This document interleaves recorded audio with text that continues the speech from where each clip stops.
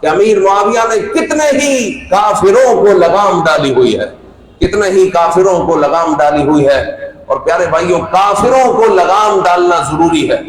یہ قرآن مجید کا حکم ہے۔ وَأَعِدُّوا لَهُم مَّا اسْتَطَعْتُم مِّن قُوَّةٍ وَمِن رِّبَاطِ الْخَيْلِ تُرْهِبُونَ بِهِ عَدُوَّ اللَّهِ وَعَدُوَّكُمْ، کہ اپنی استطاعت کے مطابق گھوڑے تیار رکھو، ہتھیار تیار رکھو، یہ چیزیں تیار ہونی چاہیے تمہاری، ورنہ کافر تمہارے کو کھا جائیں گے۔ جس طرح آپ دیکھو نا کہ یہ جو سپر پاور ہے، اس نے اٹھ کر کیسے دوسرے ملک کے صدر کو اغوا کر لیا اور اپنے ملک میں اس نے کیس چلا دیا، تو آپ سوچیں کہ یہ اگر آپ کے ملک میں ہو جائے تو پھر تو یہ کسی بھی جگہ گھس جائیں گے، کسی بھی جگہ بدماشی کریں گے۔ تو قرآن کہتا ہے کہ اپنے آپ کو مضبوط رکھو، اور الحمدللہ ہماری پاک فوج نے اپنے آپ کو مضبوط رکھا ہوا ہے۔ اللہ تعالیٰ جو کالی بھیڑیں ہیں ان کو تباہ و برباد کرے، اگر ہے تو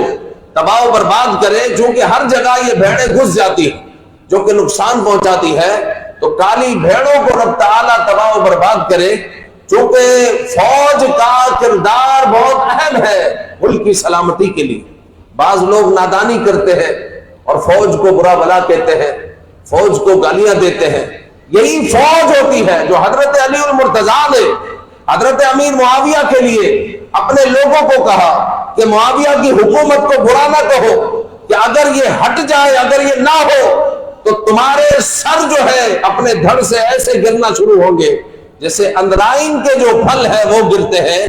آپ نے مثال دے کر سمجھایا، تو اسی طرح یہ فوج نہ ہو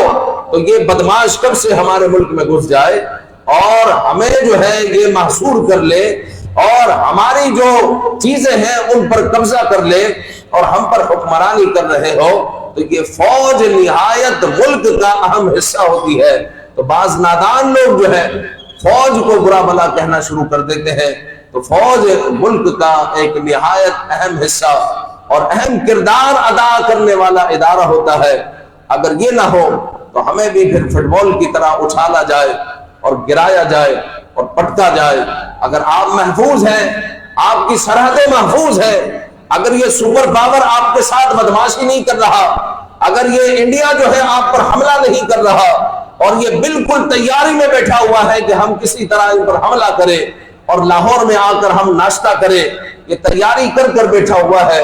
اتنی فوج کے باوجود یہ اگر کامیاب نہیں ہو رہا تو یہ آپ کی فوج کی وجہ سے کامیاب نہیں ہو رہا۔ اور قرآن کا جو حکم ہے وَأَعِدُّوا لَهُم مَّا اسْتَطَعْتُم مِّن قُوَّةٍ، اس حکم پر عمل کرنے کی برکت سے یہ کامیاب نہیں ہو رہا کہ پاک فوج نے اس حکم پر عمل کیا ہوا ہے، ہتھیار جمع کر کر رکھے ہیں، طاقت بھرپور جمع کر کر رکھی ہوئی ہے، ٹیکنالوجی بھرپور طریقے سے جمع ہے، اس لیے یہ آپ پر حملہ نہیں کر پا رہے۔ تو بہرحال جو ہے حضرت امیر معاویہ سے یہ بات بھی نکل آئی۔